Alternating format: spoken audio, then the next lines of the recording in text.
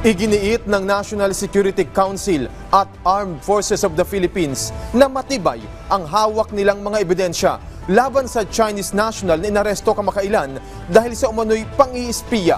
May balitang pambansa si Patrick De Jesus ng PTV. Patrick. Yes, Alan, tama ka nga riyan. Nanindigan ang National Security Council, pati na ang Armed Forces of the Philippines na matibay ang mga ebidensya laban sa Chinese national na inaresto kamakailan dahil sa umano'y pang-espiya.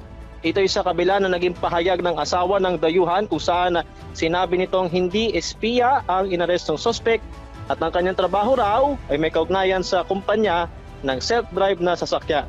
Giit ng NSC pati na ng AFP, nagkaroon ng surveillance operation sa dayuhan bago ito inaresto noong nakarang linggo sa Makati City kasama ang dalawa pang Pilipino.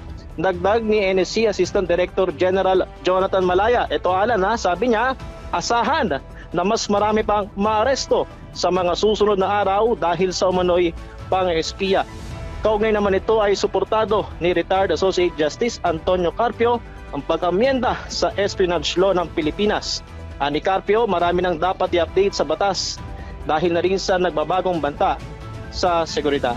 Patrick De Jesus mula sa People's Television Network na buong pwersang nag-uulat para sa Balitang Pambansa. Maraming salamat, Patrick De Jesus.